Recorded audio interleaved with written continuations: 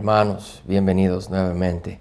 Comencemos como debemos hacer todo en nuestras vidas, dedicándonos a Dios, renovando esa alianza con Dios en el nombre del Padre, del Hijo y del Espíritu Santo.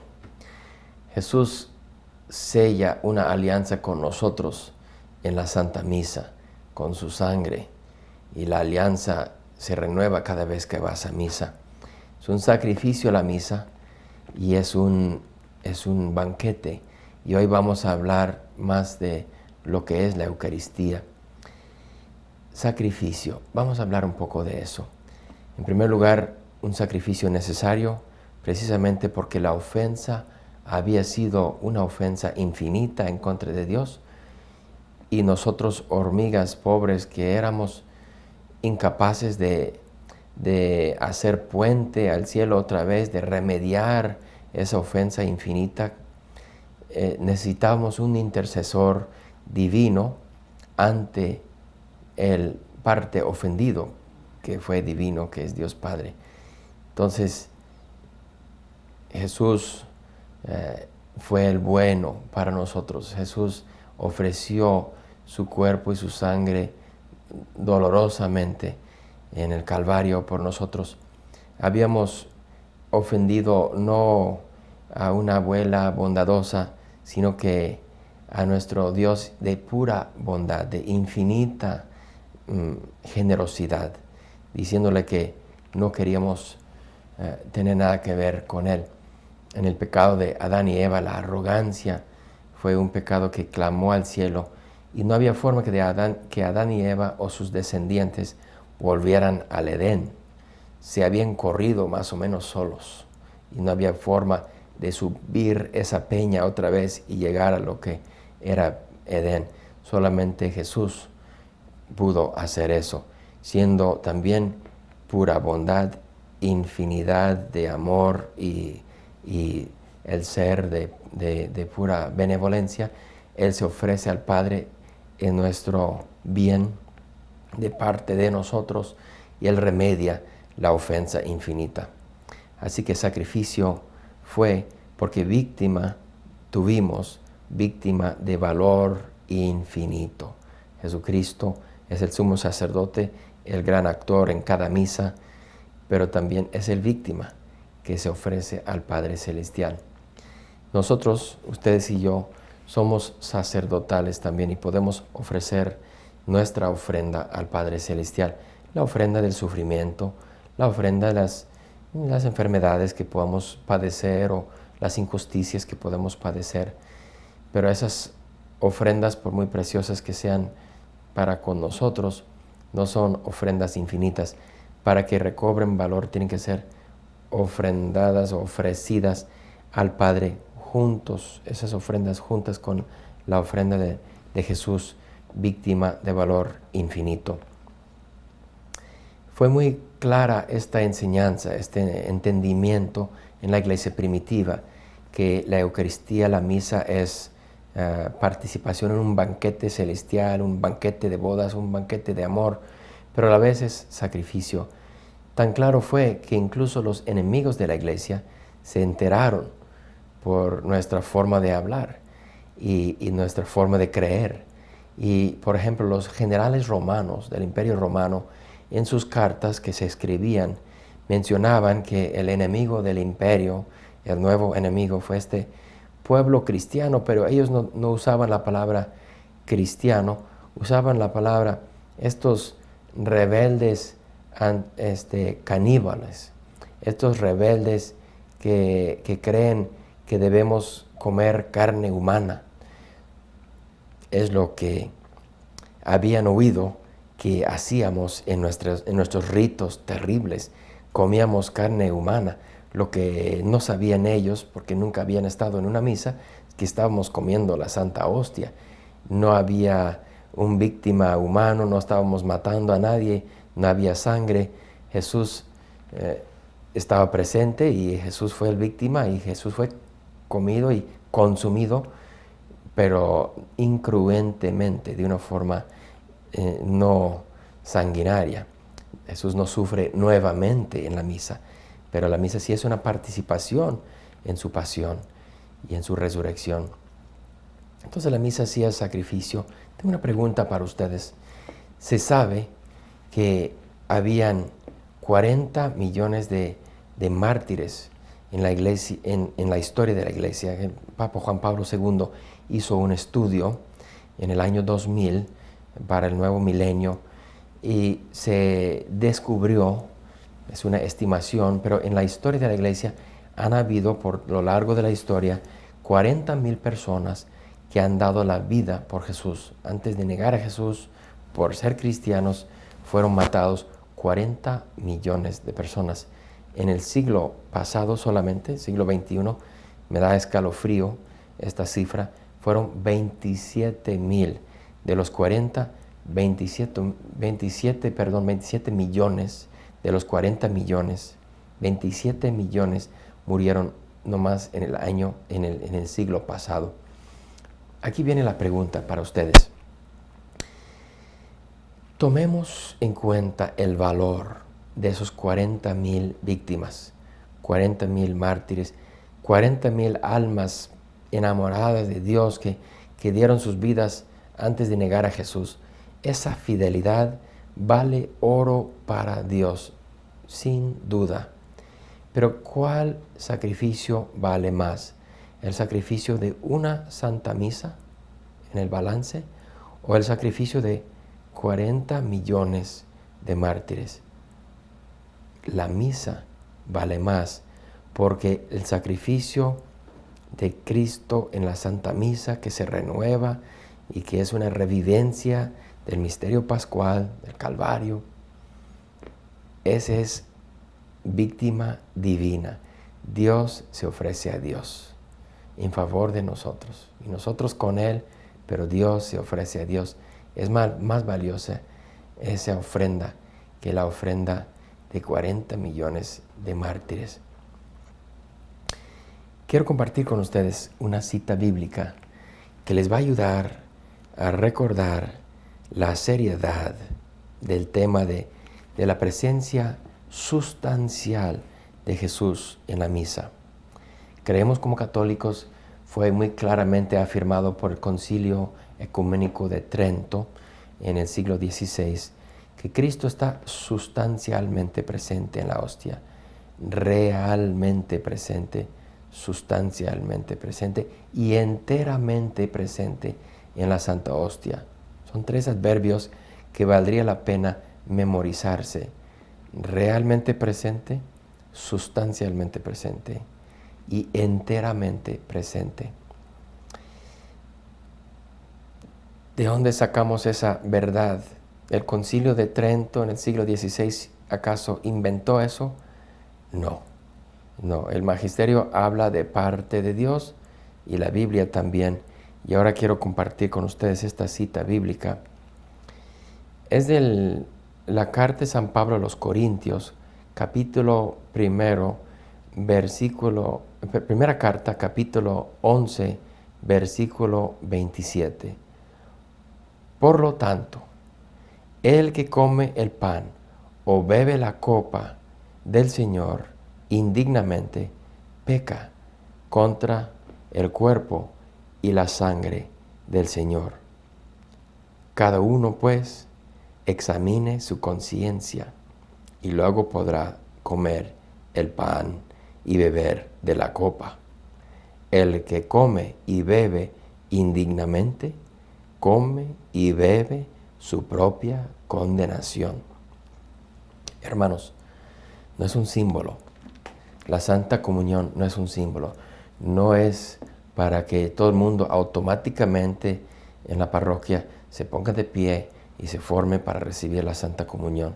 Recordemos el misterio ante el cual estamos parados cuando vamos a la Santa Misa. Es Jesucristo realmente presente, sustancialmente presente, es su sustancia y enteramente presente. Tomas la hostia, no tomas una parte de Cristo, una partecita de Él, ¿verdad? Solamente su cuerpo o solamente una parte de su alma. Tú recibes el Cristo entero, toda su alma, todo su cuerpo, toda su humanidad y toda su divinidad. ¿Cristo quién es? Recordemos, es Dios y es hombre. Según su naturaleza divina, no cabe en el universo entero, forzosamente. La lógica nos dice lo mismo. El universo, por muy grande que sea, cabe dentro de Dios. Dios no cabe dentro del universo. El universo no hizo a Dios, Dios hizo el universo. Entonces, me encanta la astronomía. Y últimamente estaba estudiando un poco sobre unas galaxias que se están chocando y que se han descubierto últimamente por un telescopio nuevo que tienen en órbita alrededor de nuestro planeta, y han descubierto galaxias más lejanas que habían podido ver con otros telescopios, y han descubierto que hay dos galaxias lejanas que se están chocando y están emitiendo, por lo tanto, más luz, más energía que otras galaxias. Estiman que esas galaxias están a una distancia de más de mil millones de años de vida, luz a esta Tierra. O sea, más de un trillón, se dice, de años luz desde esas galaxias hasta nosotros. Para que entiendan, la luz de esas galaxias salió no el día de ayer y llega a mi ojo para que yo vea eso. No salió esa luz hace 1000 años, no salió hace mil millones de años. Salió hace 1000 por 1.000.000 de años esa luz, y todo ese tiempo, con la velocidad de la luz, ha estado viajando para llegar a nuestro mundo y poder verlo, en este caso por un telescopio muy especial. Así es de grande el universo, incomprensiblemente grande. Hay miles de millones de galaxias en el universo que hemos descubierto con nuestros telescopios. El universo es imponderablemente enorme y Dios lo hizo, y Dios, por lo tanto, es más grande.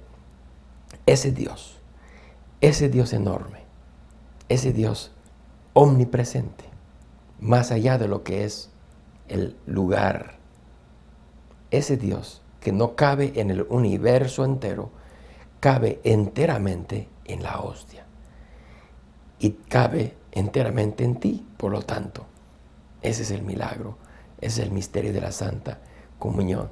Tú recibes en la Santa Comunión no una parte de Dios, tú recibes a Jesucristo como Él es, y Él es Dios.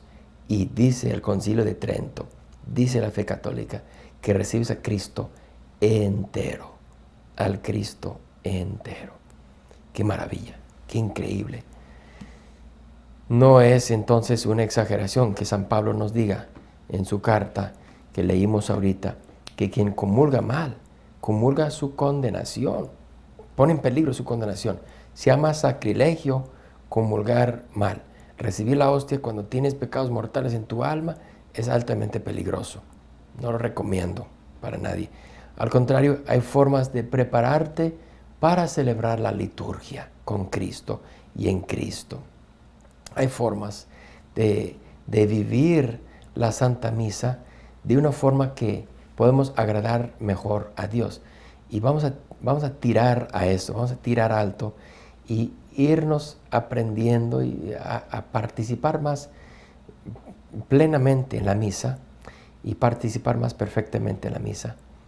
El Concilio Vaticano II, el último gran concilio ecuménico, nos exhorta, y a ustedes laicos, a no vivir la misa de una forma pasiva, que participan activamente y conscientemente e inteligentemente en lo que es la Santa Misa. Ya son días muy pasados y gracias a Dios muy lejos de nosotros está el tiempo cuando la gente nomás iba a escuchar misa. Tú no vas a escuchar misa, tú vas a vivir la misa. Tú vas a ofrecer tu vida y tu sufrimiento y tu carne y tu alma con Dios, que se ofrece al Padre en la Santa Comunión. Recuerden esto, hermanos. Otro gesto litúrgico del sacerdote que puede ayudar a ustedes después de la consagración, cuando termina la plegaria eucarística, el sacerdote en la misa, el padrecito, toma el cáliz en una mano y la patena con la hostia grande en la otra mano y eleva a la vez las dos cosas. Al Padre Celestial está haciendo una ofrenda. No es tanto mostrar eso a la gente, sino que es una ofrenda al Padre Celestial. En ese instante es muy apropiado, y lo recomiendo altamente, que ustedes se pongan en la patena. Únanse a Cristo en ese momento. Dense, regálense a Dios Padre con Jesús. Es un momento muy alegre, muy apropiado, muy bello para hacer una ofrenda de tu vida, de todo tu día. Si vas a misa por la mañana, ofrezca el resto de tu día al Padre Celestial, pero con Jesús. Imagínate sentadito ahí en la patena, chiquitito, ¿verdad? Con Jesús, y ofrézcate al Padre Celestial con Jesús en ese momento, porque la misa es ofrenda de Jesús al Padre y ofrenda del cuerpo místico de Jesús al Padre con la cabeza, por supuesto.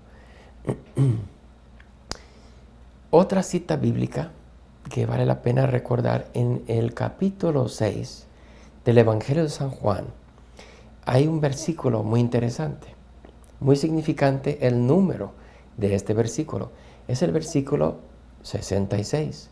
O sea, capítulo 6, versículo 66, ¿qué tenemos?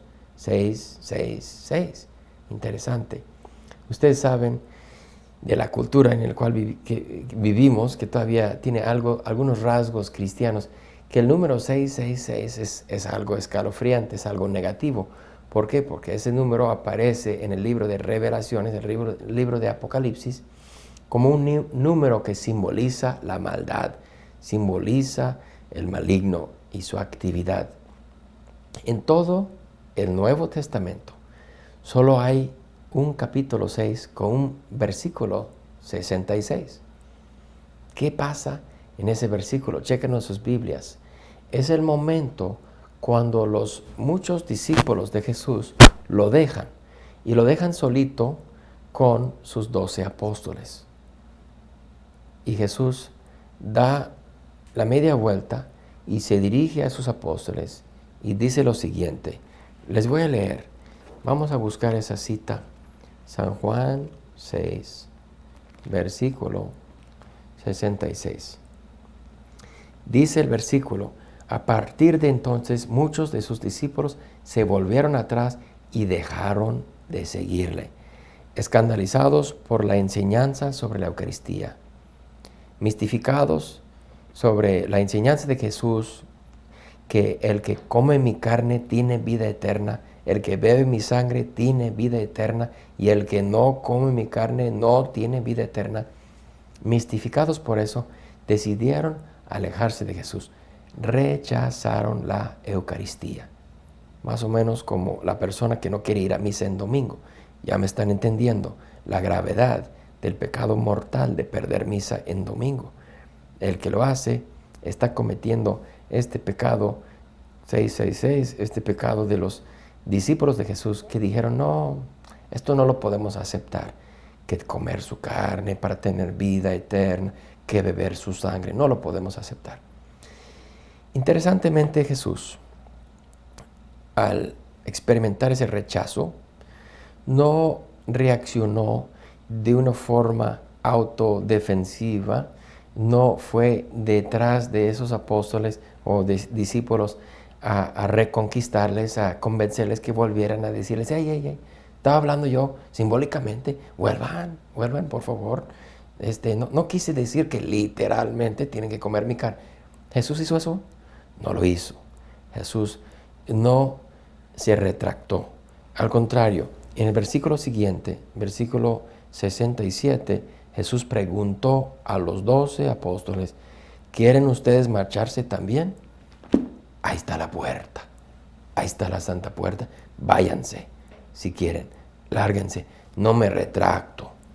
Tengo un plan, el Padre Celestial me ha dado un plan, y este plan incluye un plan de comunión tan rica, tan increíblemente bella, que no pueden ustedes imaginarse lo que les estoy ofreciendo. Acepta esto, aunque no lo entiendan, acéptamelo porque les va a convenir, van a ver cómo les va a convenir. Y Pedro, con su carisma de ser líder entre los apóstoles, siendo el primer papa, se pone de pie, dice: Jesús, no entendemos, pero no nos vamos a ningún lado.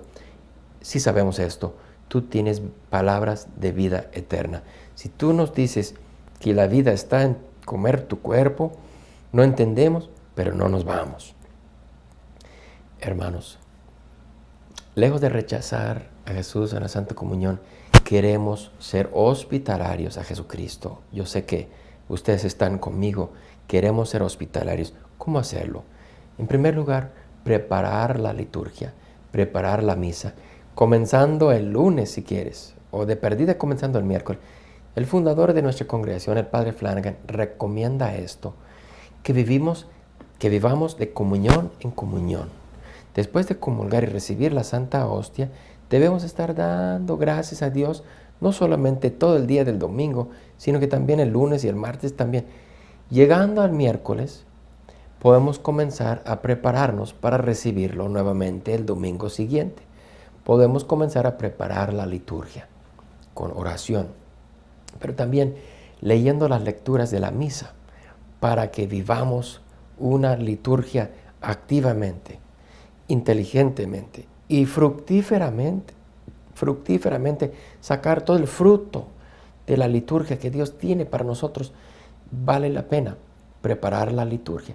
Entonces, lees las lecturas de la Biblia correspondientes a la misa que está por celebrarse el domingo que viene.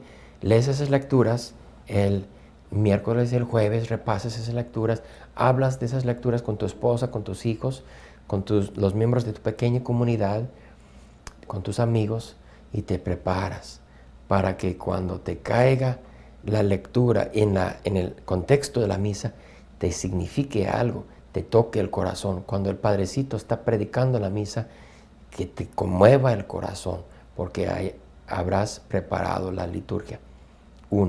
Otra cosa, llegar antes de que la misa comience.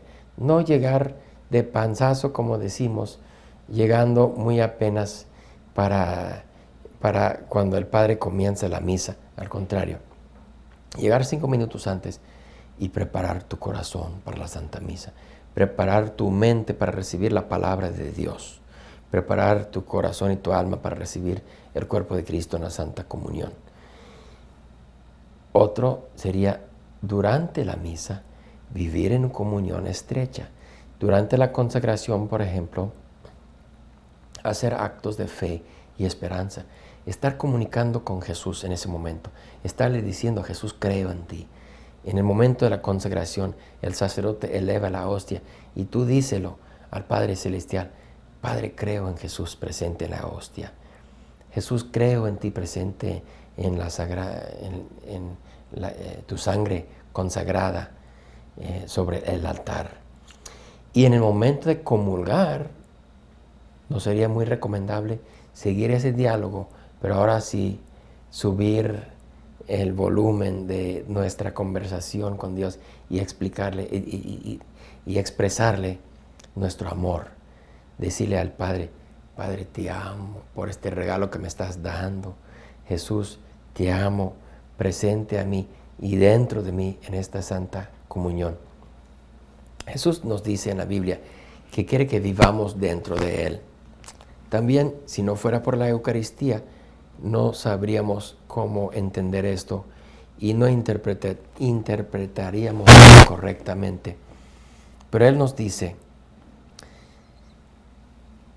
en el capítulo 15 del Evangelio de San Juan, nos dice: permanezcan en mí como yo permanezco en ustedes. Podemos morar dentro de Jesús y Él puede morar dentro de nosotros por la gracia. Desde el bautismo, en cierto sentido, Él mora en nosotros, pero sobre todo en la Santa Comunión, en la Eucaristía, Él viene a morar dentro de nosotros. Pero ¿quién es más grande, yo o Jesús? Jesús. Entonces yo llego a morar más plenamente en Él, me profundizo en Él, me ahondo en Él, vivo más cerca a su corazón. Y sabiendo que hay un solo Dios y a Él recibo en la Santa Comunión, realmente cuando comulgo, lo que hago es me echo un clavado en la Santísima Trinidad y vivo dentro del corazón de la Santísima Trinidad más perfectamente cada vez que comulgo. Así que cada comunión debe marcar un paso en nuestra vida y viviendo de comunión en comunión, preparándonos bien y luego dando gracias a Dios apropiadamente después de recibirlo, vamos a crecer y vamos a crecer y vamos a llegar a ser santos como Dios quiere, virtuosos como Dios quiere. ¿Cuántas misas hemos vivido? Y misas muy variadas, pero siempre es el mismo misterio pascual que se vive. Siempre es la misma actividad del Espíritu Santo y Jesucristo y la misma ofrenda al Padre Celestial en cada Santa Misa. Últimamente tuve la oportunidad de celebrar una misa masiva y por la providencia de Dios fui el celebrante principal. No merezco celebrar ni siquiera una misa, nunca. Ningún sacerdote ha merecido celebrar ninguna misa. Pero esta misa fue muy especial porque fue en lo que es el estadio del equipo de baloncesto, de básquetbol profesional de San Antonio. Las espuelas o los Spurs de San Antonio juegan en un estadio enorme donde caben más de 11,000 personas. Pues el estadio estaba lleno. Había más de 11,000 espectadores en esa misa. Bueno, espectadores no, porque estaban en misa, estaban participando ellos en la Santa Misa. No estaban como espectadores, pero ahí estaban. Y yo celebrando la misa. Y Jesús haciéndose presente sobre el altar, como ha hecho en cada Santa Misa. El día siguiente, yo de vuelta en la misión donde trabajo, en Nuevo Laredo, celebré misa en una capillita de triplay, de acero imprensado, ahí que tenemos en un barrio bastante necesitado, por no decir un barrio pobre. De allá fue la misma misa, fue el mismo milagro y recibimos al mismo Jesús. Bendito sea Dios y que Dios me los bendiga, Padre, Hijo y Espíritu Santo. Amén.